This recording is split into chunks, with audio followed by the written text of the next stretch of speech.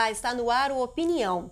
E se você se preocupa com um futuro mais tranquilo, o programa de hoje é para você. Nós vamos falar sobre tipos de investimentos financeiros com o consultor financeiro Luiz Alberto Caser Filho. Luiz Alberto, bem-vindo ao nosso programa. Obrigado pelo convite, estou à disposição. Bom, investir e poupar é a mesma coisa? Olha, grosseiramente sim, mas se a gente pode definir uma diferença entre essas duas palavras, poupar é simplesmente você juntar o dinheiro. E você pode colocá-lo até debaixo do colchão, né? Investir você seria destinar para onde aplicar esse dinheiro poupado. Então, poupar é juntar o dinheiro, investir é você destinar uma aplicação para esse dinheiro. É fazer o dinheiro render. Isso. Essa aplicação faria o dinheiro render. E por que o brasileiro não tem muito hábito de poupar ou de investir também, né? Os dois, né? Legal, boa pergunta. Essa pergunta a gente tem dois fatores. O primeiro fator é uma questão até sociológica e cultural. O brasileiro, a gente vive num país que é comum dizer que a desigualdade social é muito grande, então nem todo mundo tem renda suficiente para investir. Esse é o primeiro ponto. O segundo ponto é, dos que têm renda para investir, a gente vinha de um ambiente inflacionário, um ambiente que as taxas de juros praticadas no país eram muito altas, 20% ao ano. Então, quem gostaria de investir, abrir um negócio, se você consegue ir para a praia e ganhar 20% ao ano? Hoje a gente já tem um ambiente um pouquinho mais competitivo, que as taxas são de 7,25% ao ano, que é a taxa Selic. Antes muita gente vivia de renda, que é isso que você está falando, era né? Era mais fácil ganhar dinheiro com juros em aplicações. E hoje essa realidade mudou, então? Essa realidade mudou, está muito mais competitivo por conta da queda da taxa de juros que está espalhada em manchetes de jornais. E as pessoas estão começando a investir mais ou a poupar mais? Se interessar mais, eu diria. Por quê? Como eu falei, antigamente você tinha um dinheiro na poupança, que é um investimento simples e tradicional no Brasil, e ela te rendia o suficiente para te deixar contente com o resultado, né? Você tinha uma aplicação na poupança que te rendia, se a Selic estava em torno de 20%, ela te renderia 15%, você estava satisfeito. Hoje a poupança não rende 6% ao ano. E aí? Como definir novos rumos para o teu dinheiro, para os teus investimentos? Você vai ficar satisfeito com 6% ao ano, com 5% ao ano? Então a gente começa a entrar num cenário, que eu chamo de competitivo, as pessoas se interessando mais por tipos de investimento. E as instituições oferecendo mais oferecendo opções. Mais, exatamente. Então, para a gente falar um pouco dessas opções, o mercado de investimentos ele classifica os clientes de acordo com o perfil de cada um deles. Perfeito. A gente ouve falar do perfil conservador, moderado, agressivo. Conservador, moderado e agressivo. São esses mesmo? Basicamente são esses. A gente poderia ter uma relação entre conservador moderado e moderado agressivo, ou até arrojado, que seria um investidor mais agressivo que o tradicional agressivo, mas comumente é o conservador, moderado e agressivo. E quais as características de cada um?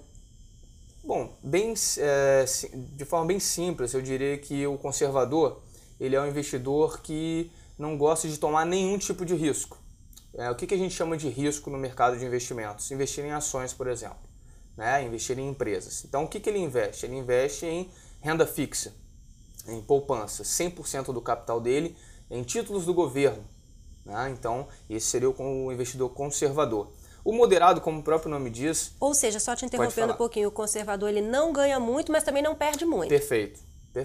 Até porque uma das premissas básicas em finanças é quanto maior o risco, maior é o retorno. O investidor ele só toma risco angariando retornos maiores. E o conservador ele é averso a risco. Risco zero e a aplicação só corrigindo o mínimo possível. O moderado ele já faz um mix, como o próprio nome diz, do que o conservador e o agressivo fazem. Então o moderado ele já aceita tomar um risco para poder ter um retorno maior. Já o agressivo, o próprio nome fala, ele já é um investidor propenso a tomar mais risco. Ele acredita que tomando risco ele vai conseguir retornos nas aplicações maiores. Uma característica muito comum de investidores de perfil agressivo é investir em ações. O moderado ele já pode ter, exemplo, dentro Se ele aplica 10 mil reais e é um investidor moderado, ele pode ter aí 10% do patrimônio dele, 5% do patrimônio dele em ações, é uma parcela menor. Já o agressivo pode ter 20%, 30% dessa parcela em ações aplicado para esse investimento. E esses investimentos, eles têm que ser pulverizados? Eu já ouvi dizer também, a gente ouve dizer que não é bom concentrar tudo em um tipo de investimento, né? não todos os ovos na mesma cesta, né? Essa premissa ela é bem tradicional. Olha, existe uma teoria em finanças que a gente poderia resumir isso, né, nesse ditado dos todos os ovos numa cesta só, que é a diversificação dos investimentos, né? A diversificação ela vai muito ao encontro de maximizar o retorno com o mínimo de risco possível. Essa é a premissa da diversificação. Por isso que distribui, né? Exatamente. Ou seja, o que eu posso fazer para ganhar uma taxa melhor para os retornos dos meus investimentos sem aumentar muito o risco dos meus investimentos, né? A gente tem um exemplo muito tradicional que é o seguinte: o investidor conservador, que investe 100% na poupança, procura um consultor e fala: olha, mas eu sou muito conservador, o que eu faço com o meu dinheiro? A gente não pode pegar um investidor conservador e alocá-lo em ações, né? Porque ele é conservador, não quer tomar risco. Mas a gente tem produtos como o LCI, que é um ativo de renda fixa, que é letra de crédito imobiliário, que é um produto muito parecido com a poupança, dado lastro imóveis, tem garantia do FGC, que é o Fundo Garantidor de Crédito, até 70 mil reais, que dá taxas muito melhores do que a poupança. Exemplos relativos: a poupança remunera hoje 70% do valor da Selic, né, a nova regra da poupança. A LCI você encontra de 88% a 95% da Selic. É mais rentável. É mais rentável e vai ter um risco tão conservador quanto.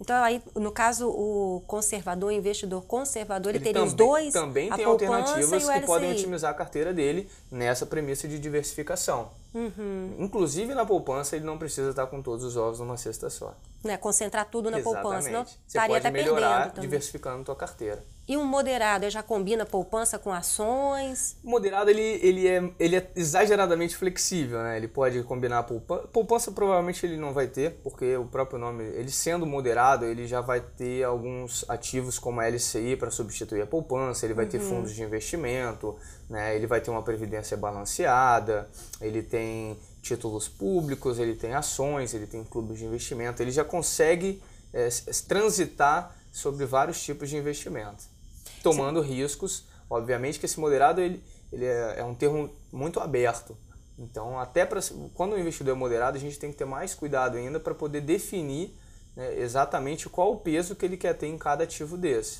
porque as diferenças de rentabilidade elas são significativas. Tem que conhecer bem o perfil do cliente. Tem que conhecer bem o perfil, né, do cliente, e o cliente tem que conhecer onde ele está investindo o dinheiro dele. Conhecimento é muito importante. E as outras modalidades? A gente falou muito de poupança, né, de ações, você já começou a falar um pouco também. As outras modalidades, por exemplo, ouro, o câmbio. Ouro é um ativo muito famoso, principalmente quando os mercados estão em crise, né? A gente ainda tem essa coisa dos mercados lastreados em ouro, né? O ouro é aquela coisa que remete à segurança, é o investimento que remete à segurança. O câmbio, ele já não é um investimento tão famoso quanto nos tempos anteriores. Te interrompendo mais uma vez, o ouro, então, ele é mais indicado para um investidor conservador? Sim, ele tem essas indicações, elas não são tão simples quanto a gente imagina, né? Obviamente que o investidor agressivo, se ele é agressivo, ele pode usufruir de todos os tipos de investimento, do moderado e do conservador. A característica principal do ouro é de um investimento conservador, dado esse histórico de lastro em ouro no mundo inteiro e etc. Mas é mais alto o valor, né, para você. A poupança não tem um limite. Não é tão simples quanto poupança e LCI. Poupança com qualquer valorzinho você vai lá e abre uma poupança. O ouro você também tem que adquirir, né? É pelo grama do ouro, né? Exatamente. Você tem o padrão, né, do ouro por grama, a cotação dele. Então ele não deixa de ser uma renda variável, o ouro pode cair, né? Ele é um ativo que tem a característica conservadora, mas ele tem a cotação variável, assim como uma ação. Então, dependendo do perfil desse investidor conservador, ele não serve nem para investir em ouro. Vai que a cotação do ouro começa a cair no momento que ele adquiriu. ele vai ficar com os cabelos em pé. É verdade, mas apesar de que o ouro a gente vê mais subindo sempre, né? Sim, mas não é a garantia, né? O histórico de qualquer investimento, seja em ouro ou em ações, ele te dá não é uma previsibilidade, mas ele te dá um conforto porque você já viu qual é a tendência dele, mas não significa que vai se repetir no futuro. E o câmbio? O câmbio, ele não é um investimento tão famoso quanto antigamente. Antigamente a gente não tinha uma moeda forte, uma moeda sólida igual o real vem se demonstrando desde a implementação, e você utilizava o câmbio para indexar o seu patrimônio, né? Para você não perder para a inflação, para você não perder poder de compra. Hoje eu diria que o câmbio ele é melhor utilizado para se proteger de variações futuras quando você já tem alguma programação com gasto em dólar, né? Então, um exemplo, eu vou fazer uma viagem daqui a um ano. Eu vou juntar dinheiros em reais para comprar dólar quando eu for viajar, ou eu posso ir comprando dólar todo mês e, enfim, no final eu vou ter um preço médio desse câmbio que eu fui comprando e vou viajar tranquilamente. Essa proteção ela tem um custo, você não vai ter surpresa, na verdade, né? Nem surpresa boa, nem surpresa ruim. A surpresa boa é o dólar cair, vou viajar agora, eu poderia comprar mais barato. Não vai, porque você já comprou tudo. Agora, a surpresa ruim é o dólar disparar e você está com uma viagem agendada. Então, é o preço dessa proteção. Você falou em dólar, mas tem outras moedas também, né? Mas esse conceito serve para qualquer uma, porque hoje principalmente é dólar e euro, né? O mundo, qualquer viagem aí, nesse exemplo que eu dei, ele estaria transitando bem sobre dólar, euro e libra. Mas esse exemplo serve para qualquer moeda. No caso do euro também, a Europa em crise, ele já desvalorizou também. Então hoje em dia não há muito uma certeza, né? Não é um investimento tão certo quanto antigamente. De qual moeda vai ser boa para você investir mesmo, né? Você não vai ter tanta surpresa. Hoje já está mais... O real já está mais valorizado. O pessoal utiliza mais o câmbio para se proteger de aquisições futuras. Seja empresas, né, eventualmente você tem importadoras e exportadoras, seja pessoa física, né, um investidor tradicional, um investidor individual, para uma viagem ou para adquirir algum produto mais no futuro. E no caso do dólar tem uma variação, né? O turismo, o comercial, o paralelo. Exatamente. O dólar ele tem o turismo, tem o comercial, o paralelo, que a cotação ela é muito similar, não diferencia tanto. O turismo é mais caro, o comercial é muito utilizado. Ele é referência para empresas, para fechar câmbio, com banco e tudo mais. E o paralelo, infelizmente, como o próprio nome diz, a gente tem cotação do dólar do mercado paralelo, literalmente. Que não é reconhecido, né, pelo não mercado é oficial, exatamente. Né? Bom, Luiz Alberto, eu vou fazer uma parada agora para o nosso intervalo e você continue acompanhando o programa Opinião. Estamos falando sobre tipos de investimentos financeiros.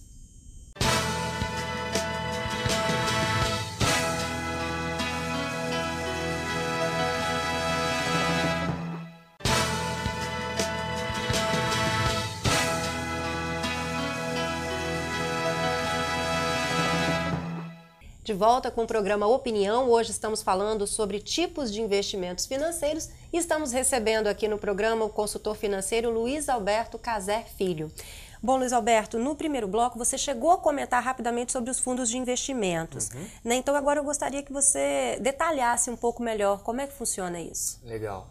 Os fundos de investimento eles são uma forma de investir bem democrática, a gente diria, porque é onde o investidor ele consegue ter acesso a tipos de investimento, desde o conservador, moderado e agressivo, que a gente já comentou, né, com aplicações iniciais muito pequenas, R$50, R$100, R$1.000, e chegamos a ter fundos com aplicação inicial maior, né.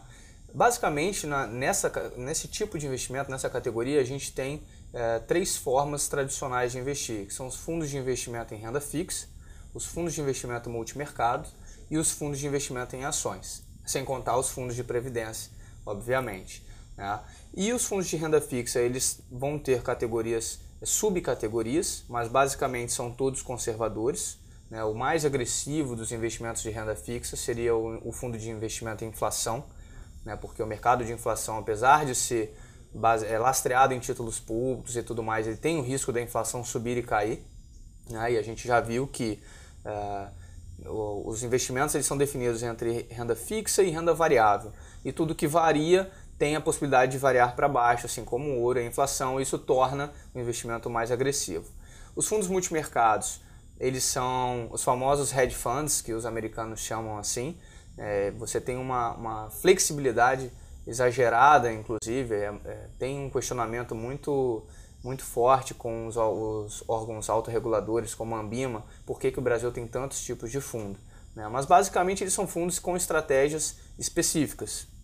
Né? O objetivo desses fundos pode ser de 105% a 200% do CDI.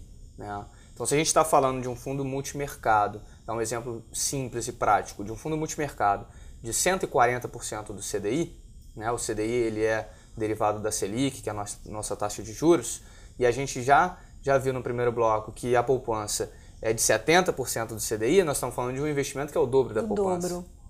Então é onde o investidor moderado e o investidor agressivo entram para diversificar seus investimentos, buscando o quê? O dobro da poupança, assumindo um pouco mais de risco. E os fundos de ações são os tradicionais investimentos em ações, que podem ter operações estruturadas ou não, também vão ter suas subcategorias, mas basicamente são investimentos em ações. Aí entram as bolsas de valores. Perfeito.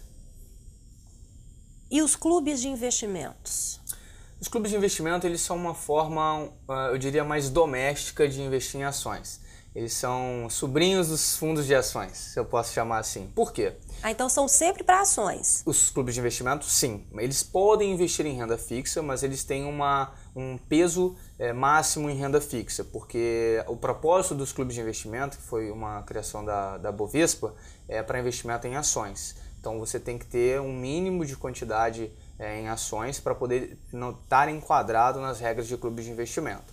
Eles tradicionalmente são utilizados para um investimento em grupo, né? Seja em amigos, ou de uma instituição especializada, ou de médicos, ou de órgãos, enfim, de órgãos que têm algum interesse em comum e se entendem para investir juntos. Um grupo pequeno tem limite de número 3 de a membros? 50 pessoas. Já o fundo de investimento pode ser quantos investidores quiserem. Então, essas diferenças, assim como as questões de fiscalização, é o que vai distinguir um fundo de investimento em ações do clube de investimento. E quem administra o clube de investimentos? Normalmente são corretoras, mas podem ser bancos e tudo mais, só que o banco não atua nessa área. Normalmente são as corretoras porque elas têm um canal mais próximo com o investidor. O banco ele vai ter os fundos de investimento. Você falou de os fundos de renda fixa, entraria o CDB aí? Entraria. O CDB ele é um ativo de renda fixa. E o fundo, né, essa pergunta é muito interessante porque a gente especifica que o fundo ele é um CNPJ definido, ele é uma SPE, uma sociedade de propósito específico para investimento.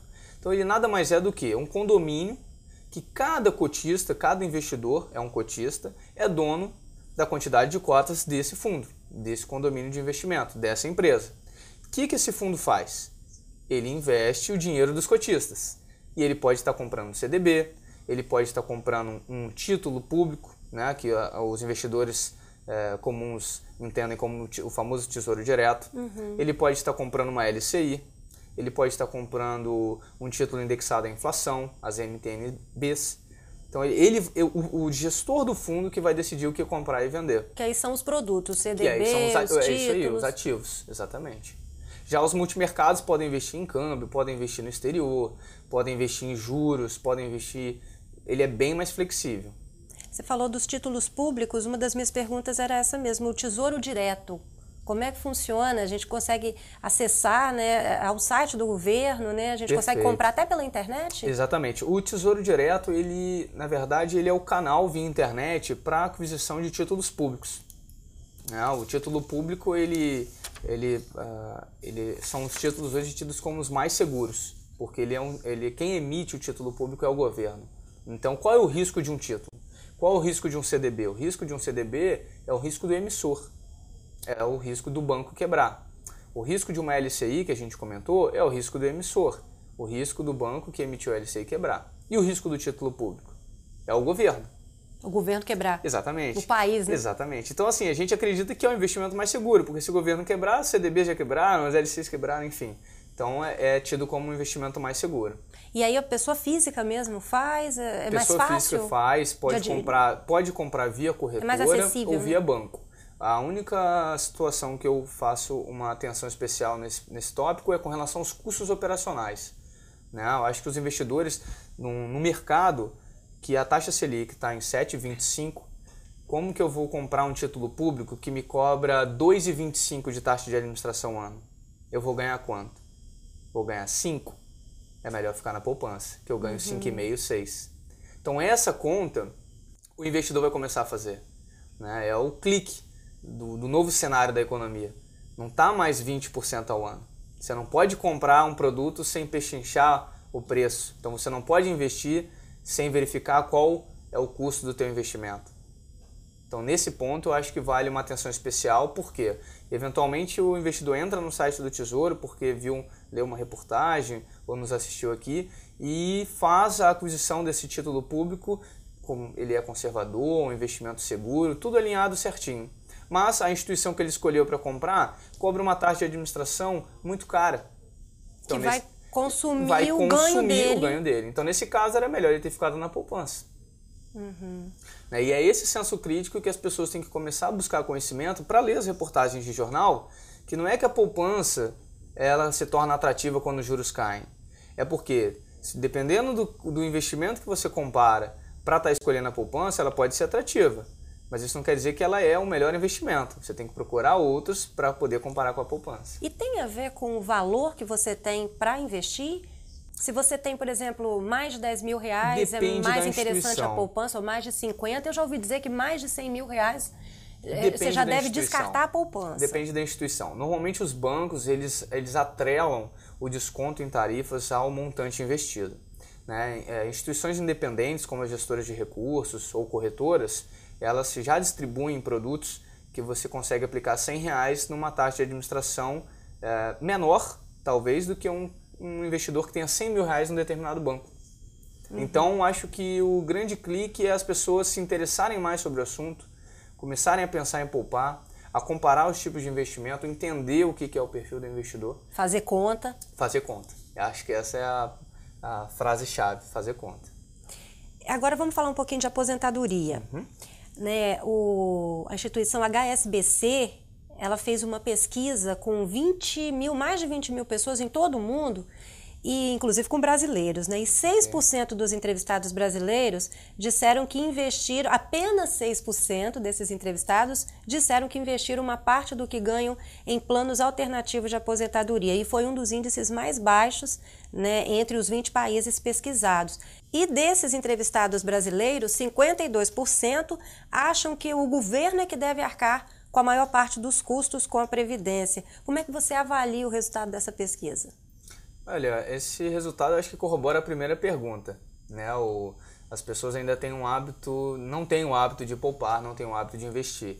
Com relação à responsabilidade do governo com a Previdência, eu acho que é uma herança histórica, uma herança cultural, assim como os gregos viveram isso agora na crise na Europa, né? As pessoas ficam revoltadas que agora que eu estou perto de aposentar, o governo vai mexer na Previdência. Mas, enfim, foram medidas que talvez o governo não tivesse saída para salvar o país.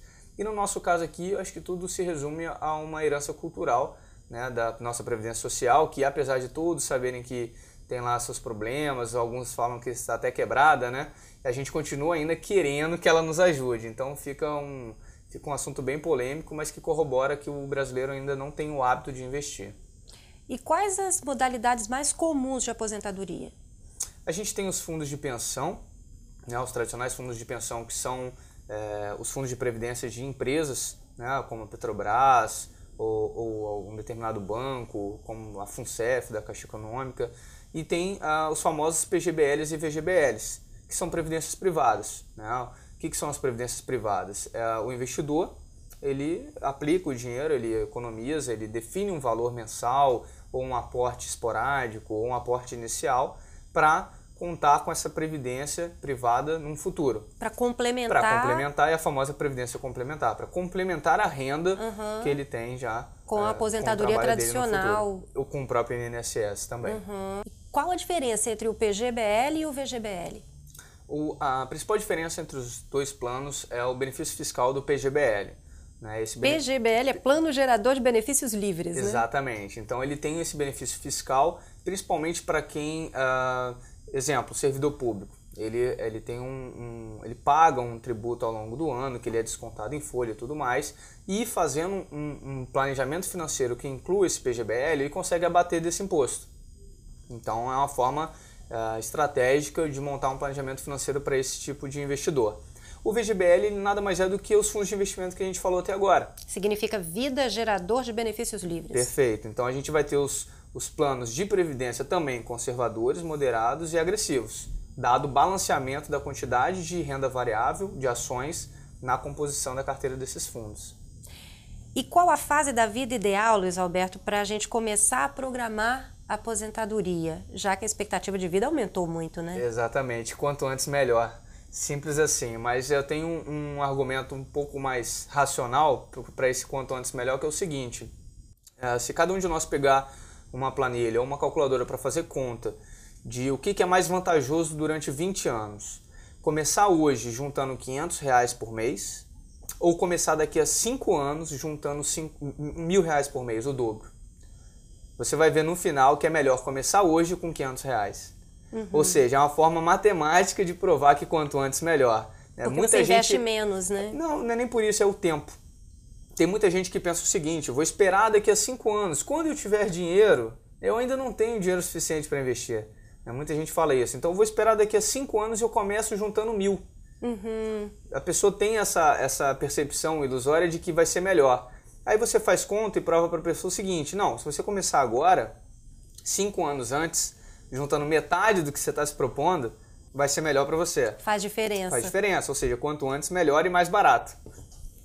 Luiz Alberto, foi um prazer Obrigado. Ouvir aqui seus esclarecimentos sobre tipos de investimentos financeiros, né? É um assunto que está despertando a atenção do brasileiro, né? Como a gente falou sobre a questão da mudança dos hábitos, né? Perfeito. Economia mais estável. Taxas de juros caindo. Taxas de juros caindo, a expectativa de vida aumentando, a gente precisa se preocupar com o futuro. Perfeito. Obrigado pela sua presença aqui no programa conosco hoje. Você acabou de acompanhar o programa Opinião. Hoje nós falamos sobre tipos de investimentos financeiros e recebemos aqui no programa o consultor financeiro Luiz Alberto Cazé Filho. Obrigada pela sua companhia. Continue acompanhando a programação da TV Assembleia, Canal Cidadão.